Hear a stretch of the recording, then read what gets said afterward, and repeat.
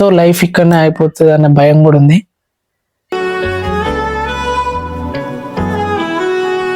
ఇప్పుడు నేను చాలా ఇబ్బంది అయితే పడుతున్నా. Hey guys, welcome. సో ఈరోజు వీడియో ఏంటిదంటే, యాక్చువల్లీ ఈరోజు సండే, అందరికీ ఒక హాలిడే అనమాట. సో అందరు హ్యాపీగా ఇంట్లో ఉండి ఎంజాయ్ చేస్తూ ఉంటారు, మూవీస్కి వెళ్తూ ఉంటారు. Okay, leave it. So I want make a video for you, for only for students అనమాట. ఇఫ్ ఇన్ కేస్ గైస్ ఎవరైనా పెద్దవాళ్ళు చూస్తూ ఉన్నా కానీ, లేకపోతే మీ పిల్లలు కానీ ఎవరైనా డిప్లొమా చేస్తూ ఉంటే పక్క ఈ వీడియోని లాస్ట్ వరకు చూడండి, మీకు ఒక క్లారిటీ వస్తుంది అండ్ మీ పిల్లడికి ఒక సజెషన్ ఇచ్చినట్టు ఉంటుంది.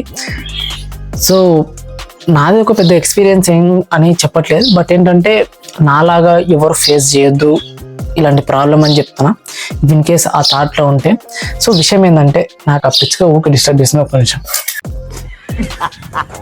సో నా సజెషన్ ఏంటంటే, ఇఫ్ ఇన్ కేస్ పేరెంట్స్ ఎవరైనా చూస్తూ ఉంటే, మీ పిల్లోడు కానీ లేకపోతే మీ ఫ్యామిలీస్లో ఎవరైనా diploma in the sense polytechnic అనమాట.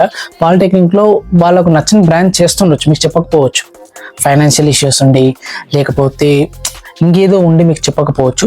సో వాళ్ళకు కన్వే చేసేయండి, అంటే ఇంట్రెస్ట్ ఏది ఉంది నీకు అని అడగండి, ఓకేనా. సో మీరు కనుక అలా అడిగినప్పుడు ఏమవుతుందంటే వాళ్ళకు కూడా ఫ్రీ అవుతారు.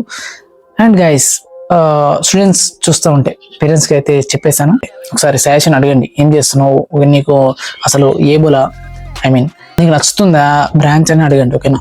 ఇదే అనమాట పేరెంట్స్ వరకు. So if in case students చూస్తూ ఉంటే గైస్, డిప్లొమాలో మీరు ఫర్ ఎగ్జాంపుల్ త్రిబుల్ చేస్తూ ఉన్నారు, triple electric and electronical engineering అనమాట. So completely it's a part of subjects. ఎలా ఉంటాయంటే దాంట్లో రెసిస్టర్ ఇవన్నీ చదువుతూ ఉంటారు, రెసిస్టర్, ఓమ్స్, ఇవన్నీ మనకు రిలేటెడ్ టు ఎలక్ట్రికల్ అనమాట. సో విషయం ఏంటంటే, మీకు ఆ సబ్జెక్ట్ ఇంట్రెస్ట్ లేదు అనుకుందాం, ఓకేనా. ఆ సబ్జెక్ట్ ఇంట్రెస్ట్ లేదు, బట్ 3 years డిప్లొమాలో మీరు ఏదో రకంగా కష్టపడి పూర్తి చేస్తారు, ఓకేనా. నెక్స్ట్ వచ్చేది బీటెక్ సెకండ్ ఇయర్ ఉంటుంది కదా. సో మీకు ఎలా అంటే బీటెక్ సెకండ్ ఇయర్ లాటరల్ ఉంటుంది అనమాట. ఈసెట్ ఎగ్జామ్ రాసి డైరెక్ట్ సెకండ్ ఇయర్ అనమాట. సో అక్కడ మీరు 1000 బిలో ర్యాంక్ వస్తే మీకు ఏదైతే డిప్లొమా బ్రాంచ్ చేశారో దాంట్లో వస్తుంది. లేకపోతే అబో వచ్చింది అనుకోండి, ఇది రాదు యాక్చువల్లీ. సో వేరే బ్రాంచ్ పెట్టుకోవాల్సి ఉంటుంది. సో సిఎస్సి పెట్టుకున్నారు, మీకు ఇంట్రెస్టెడ్ సిఎస్ ఉంది అనుకోండి, ఇప్పటి నుంచో మీకు ఒక థాట్ ఉంటుంది, కంప్యూటర్ వస్తాలి లేదా ల్యాప్టాప్ వస్తాలి, ఒక మంచి సాఫ్ట్వేర్ ఫీల్డ్లో ఉండాలి అనే ఆలోచన చాలా మందికి ఉంటుంది. బట్ ఇట్స్ నాట్ బ్యాడ్, ఓకేనా.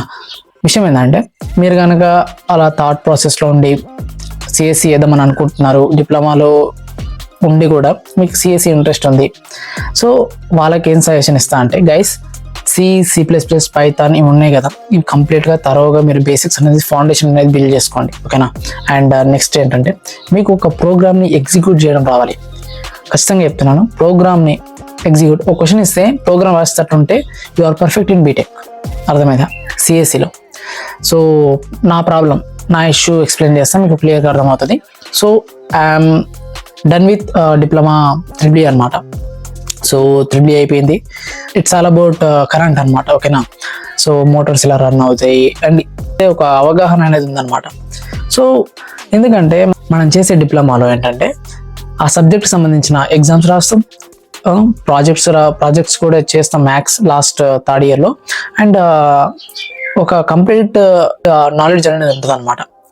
సో ఎగ్జామ్స్ వల్ల, రికార్డ్స్ వల్ల అండ్ లెసన్స్ వల్ల అండ్ క్లాసెస్ వల్ల. So it's completely different when coming to B Tech CSC అనమాట. సో ఈ సబ్జెక్ట్ ఇట్లా ఉంచుదాం, ఓకేనా. ఇప్పుడు నేను చేస్తున్నది B Tech second year CSC lateral అంటే ఈసెట్. నాకు ఈసెట్లో నాకు బ్రాంచ్ ర్యాంక్ రావాలంటే 1000 బిలో రావాలి కదా, నాకు 1800 వచ్చింది అనమాట. యాక్చువల్లీ కొంచెం ప్రిపేర్ అయి ఉంటే వచ్చేదేమో, ప్రిపేర్ అవ్వకుండా రాశాను కాబట్టి ఆ మాత్రం వచ్చింది. అండ్ అదర్ ర్యాంక్, మన ఇంటిగ్రేటెడ్ ర్యాంక్ ఉంటుంది కదా, అది 11,000 వచ్చింది. సో దానివల్ల నాకు సీట్ వస్తుందో రాదో అని చెప్పేసి త్రిబుల్ మాత్రమే పెట్టకుండా సిఎస్సి నాకు ఎక్కడో ఒక టచ్ అనమాట. సిఎస్సి చేయాలి, సిఎస్సిలో మనం కూడా బెస్ట్ అనిపించుకొని మంచిగా సాఫ్ట్వేర్ సైడ్, ఐటీ సైడ్ వెళ్దాం, ఇప్పుడు ఎక్కువ ఆపర్చునిటీస్ ఉన్నాయని చెప్పేసి మనం దానికైతే డిసైడ్ అయ్యి సిఎస్సి అనేది వెబ్ ఆప్షన్స్లో పెట్టేసినాం, ఓకేనా. సో ఇప్పుడు ప్రాబ్లం ఏడొచ్చిందంటే సబ్జెక్ట్స్, నాకైతే మ్యాథ్స్, బేసిక్ ఫౌండేషన్ లేదు. సి అంటే స్టార్టింగ్ మనం డిప్లొమాలో ఫస్ట్ ఇయర్ లో సి ఉంటుంది. సో సి బేసిక్స్ మనం ఏడ చేస్తాం, సి మనకి ఇంకేదో టచ్ కాదు, మనం ట్రిపుల్ కదా ఎలక్ట్రికల్ సైడ్. సో ఎలక్ట్రికల్ గా పోదాం అనే థాట్ ప్రాసెస్ లో ఫస్ట్ ఇయర్ లో ఉండే. ఓకేనా, సో ఎగ్జామ్స్ రాసేసిన అండ్ పాస్ అయిపోయినా అన్ని. ఓకేనా, నెక్స్ట్ ఏంటంటే ఇప్పుడు సిఎస్సికి వస్తే చాలా వరకు సబ్జెక్ట్స్ అన్ని మనం కంప్యూటర్ సైన్స్ అంటే ఏమంటే జావా, C++ ఇవే కదా. సో నాకు ఎగ్జాక్ట్గా ఆ ప్రోగ్రామ్ ఎలా రాయాలో కూడా తెలియదు క్వశ్చన్ ఇస్తే. ఓకేనా, నేను బేసిక్ ఫౌండేషన్ నేర్చుకునే లోపు నాకు సెమిస్టర్ వస్తుంది. ఓకే, అంటే ఈ వేలో. సో ఇక నాకేం అర్థమవుతలేదు ఇప్పుడైతే. ఇప్పుడు కూడా ప్రజెంట్ మనం రికార్డ్ అయితే రాస్తున్నాం. రికార్డు కూడా చాలా వరకు ఇక చూడండి, మన ఎడ్యుకేషన్ సిస్టమ్ ఎలా ఉందంటే చదివేది తక్కువ రాసేది ఎక్కువ అన్నట్టు ఉంటుంది కాలేజ్లో. ఓకేనా, ఇదే అనమాట. సో ఈ దానికి టైం వేస్ట్ అవుతుంది.